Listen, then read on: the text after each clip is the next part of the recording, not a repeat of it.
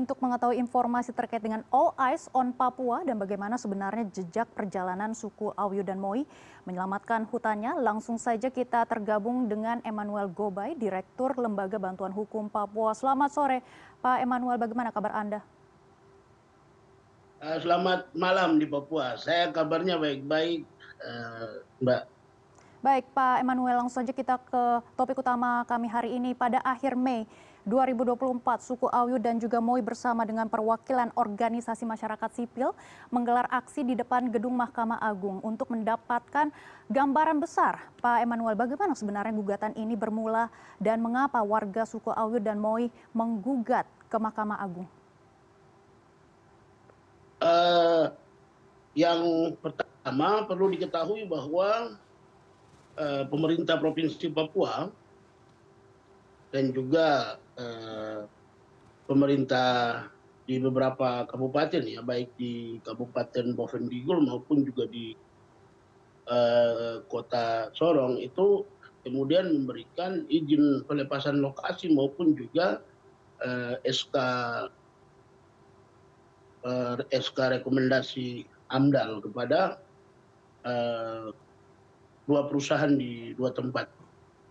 Salah satunya di Awyu, itu kemudian diberikan kepada PT Indo Asiana Lestari yang luasnya adalah 39.000 lebih hektar.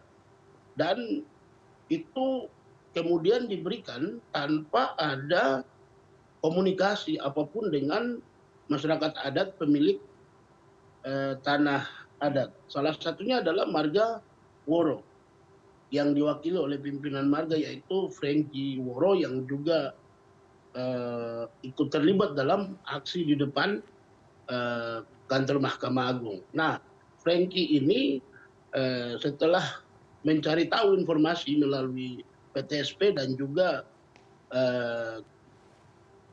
melalui Komisi Informasi Publik, rupanya wilayahnya itu dilepaskan dengan ditandatangani oleh salah satu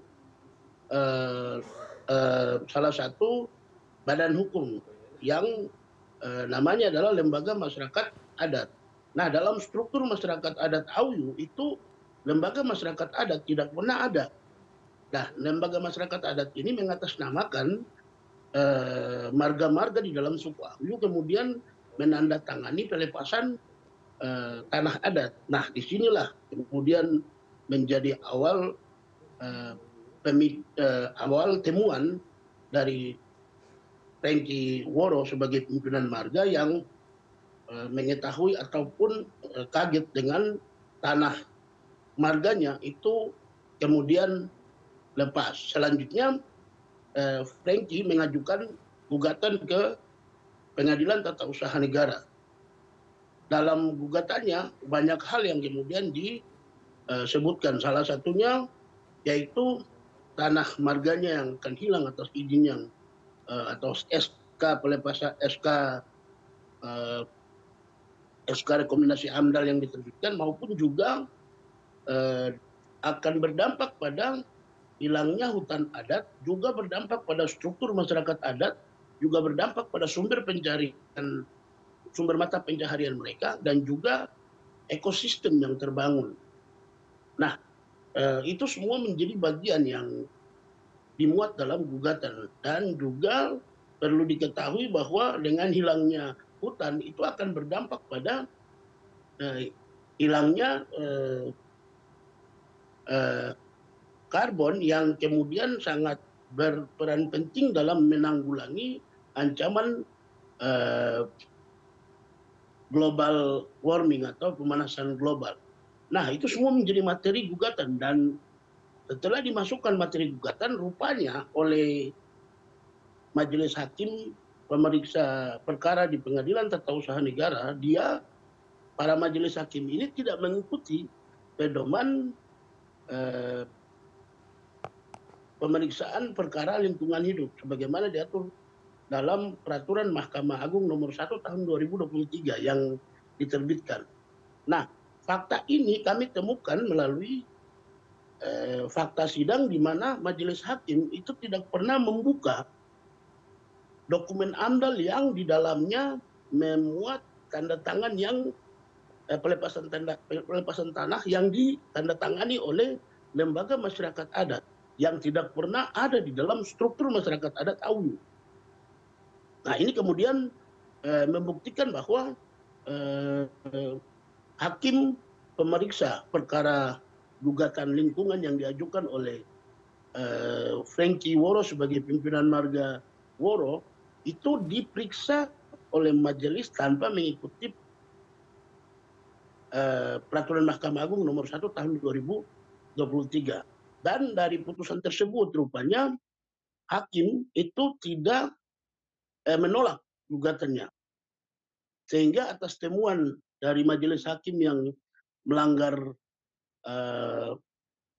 pedoman tadi, juga kita melakukan upaya hukum dengan cara mengadukan kepada Komisi Yudisial, sementara gugatan yang ditolak kami kemudian melakukan upaya banding dan dibanding hakim menolak juga. Tetapi yang kami temukan yaitu hakimnya, sabar saya lanjutkan sedikit, hakim pengadilan tinggi tata usaha negara Manado itu tidak berlisensi hakim lingkungan hidup.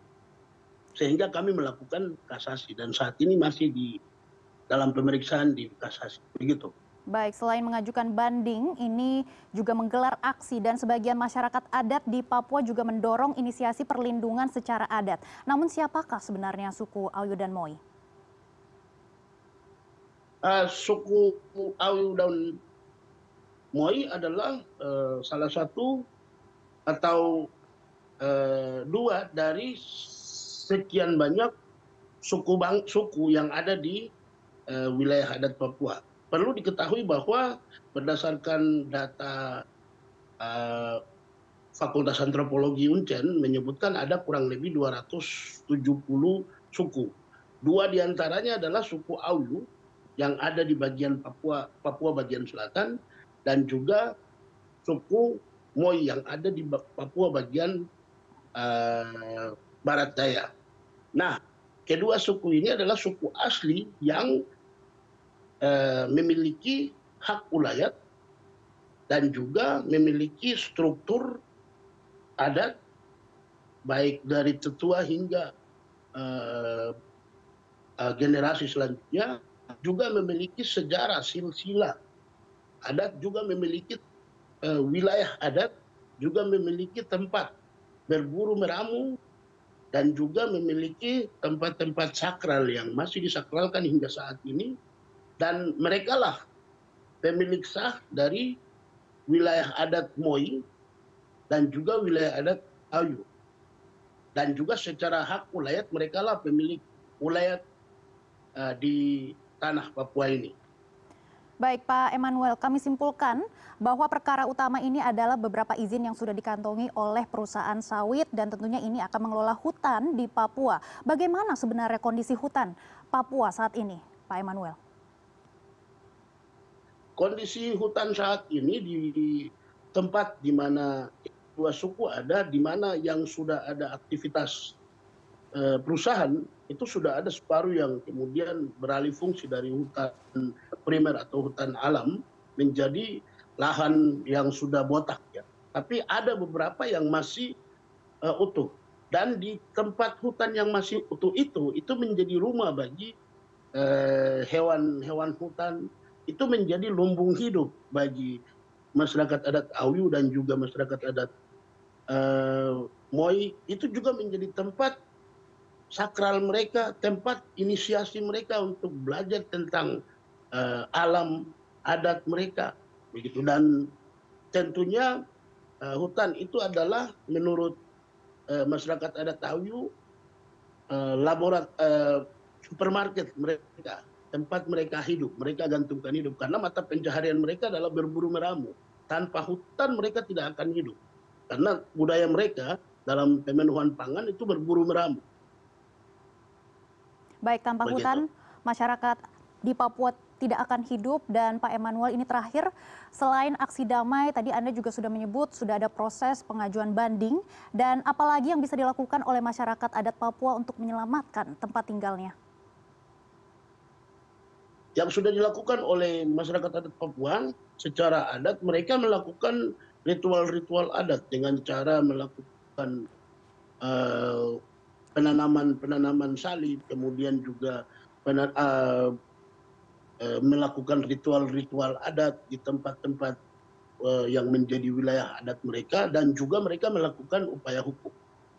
Nah, dalam konteks upaya hukum ini tentunya kami berharap agar Majelis Hakim Mahkamah Agung itu bisa kemudian menegakkan perintah pasal 18 ayat 2, 18B ayat 2 Undang-Undang Dasar 1945 yang mengakui hak-hak masyarakat adat dengan cara menerima gugatan masyarakat adat ini untuk